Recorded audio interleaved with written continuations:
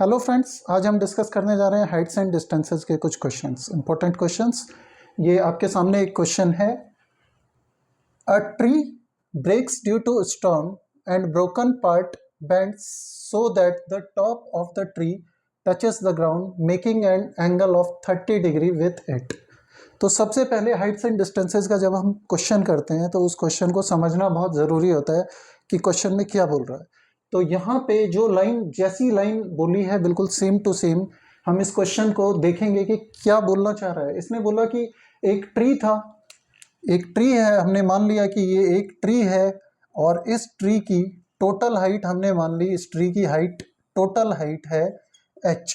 ठीक है, पहली चीज हमने ये मान ली कि जो ट्री है उसकी टोटल हाइट है h।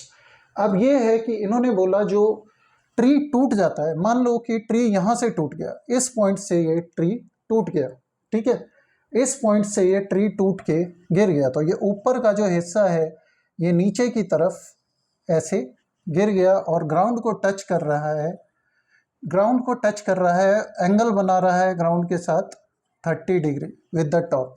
यहाँ से ग्राउंड को टच करके एंगल बना रहा है 30 डिग्री।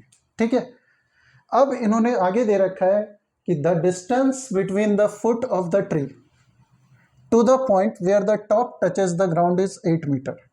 तो ये बोल रहा है फुट ऑफ द ट्री, और जहां पे ये टच कर रहा है ग्राउंड को, इसकी दूरी, ये डिस्टेंस दे रखी है इन्होंने कितनी, 8 मीटर।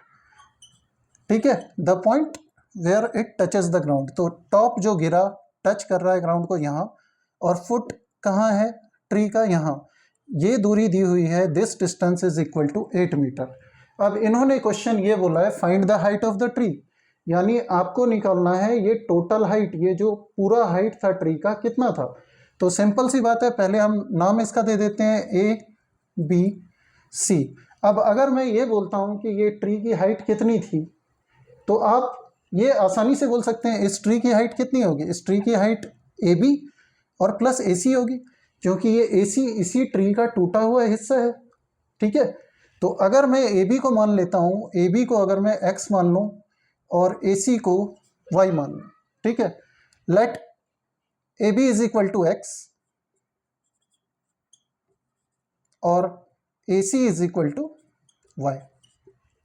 ठीक है, अब पहले हम ये देखते हैं कि अगर हमें ये वैल्यू चाहिए, x की वैल्यू चाहिए, तो हमने ट्रिग्नोमेट्रिक रेशियोज जो पढ़े थे उसमें अगर मुझे x की वैल्यू चाहिए तो मैं कौन सी ट्रिग्नोमेट्रिक रेशियो यूज़ कर सकता हूँ। तो यहाँ आप देख सकते हैं कि हमें बेस दिया हुआ है और x निकालना है और थीटा है 30 डिग्री, तो यहाँ हम tan लगा सकते हैं। आप जानते हैं tan थीटा क्या होता है, परपेंडिकुलर अपॉन बेस, तो हम यहाँ पे tan की वैल्यू लगा सकते हैं। तो यहाँ पे क्या आएगा, tan 30 degree is equal to perpendicular. ठीक है, परपेंडिकुलर क्या है, x, परपेंडिकुलर यही है, ए बी की वैल्यू कितनी है x, और अपॉन बेस, बेस कितना है, बेस BC है, यानी कितना है 8 मीटर, तो x अपॉन 8, tan 30 की वैल्यू होती है 1 अपॉन रूट ओवर 3, तो यहाँ पे 1 upon root 3 is equal to x upon 8। ठीक है, आप क्रॉस मल्टीप्लाई करते हैं इसको, तो ये हो गया root 3x is equal to 8, या फिर x is equal to 8 upon root 3। आप जानते हैं नीचे रूट नहीं होता, रैशनलाइज करना पड़ेगा, तो ये हम कर देंगे इंटू रूट 3 अपॉन रूट 3, तो ये कितना हो गया, ये हो गया 8 रूट 3 बाई 3 मीटर। तो आपने ये देखा कि हमने x की वैल्यू निकाल ली, कितनी है 8 रूट 3 बाई 3 मीटर। अब ये देखिए कई बच्चे क्या गलती करते हैं, वो ये गलती करते हैं, हमने x निकाल लिया और यही बोल देते हैं कि हाइट ऑफ ट्री हो गई।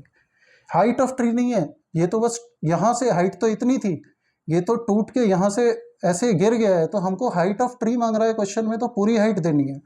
तो यानी हाइट ऑफ ट्री क्या होगी, हाइट ऑफ ट्री होगी ये x और प्लस y, यही होगी हाइट ऑफ ट्री। तो यानी हाइट ऑफ ट्री निकालने के लिए हमको y भी निकालना पड़ेगा, y निकालना पड़ेगा। तो y की वैल्यू हम कैसे निकालेंगे, अब y अगर हमको चाहिए तो हम यहाँ कौन सी ट्रिग्नोमेट्रिक रेशियो यूज कर सकते हैं, कॉस को यूज कर सकते हैं कि cos 30 is equal to base upon hypotenuse. तो यहाँ हम कॉस लगाते हैं, तो cos 30 degree is equal to base मतलब 8 अपॉन हाइपोटेन्यूज, हाइपोटेन्यूज कितना है AC यानी कि y। cos 30 की क्या वैल्यू होती है, cos 30 की वैल्यू होती है √3/2, ठीक है।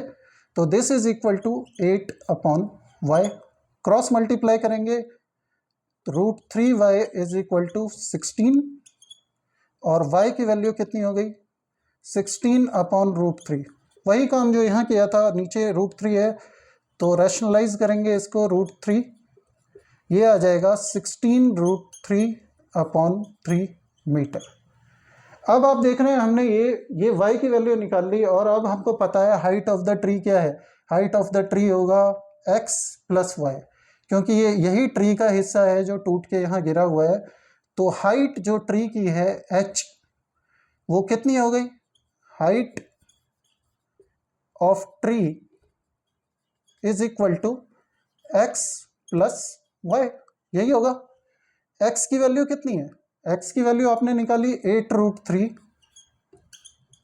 अपॉन 3, y की वैल्यू कितनी है, ये रही 16 √3/3। अब यहाँ पे 3 हो गया एलसीएम, ऊपर 8 √3 प्लस 16 √3 कितना हो जाएगा 24 √3, ये काटेंगे तो ये हो गया 3 8 ज़ा 24, तो आंसर आ गया हमारा 8 √3 मीटर और यही है इस ट्री की हाइट, ठीक है। तो यहाँ पे आपने देखा ये इंपॉर्टेंट क्वेश्चन है, इसलिए मैंने इसको डिस्कस किया कि ये एग्जाम्स में आने के बहुत चांसेस होते हैं और आप इसको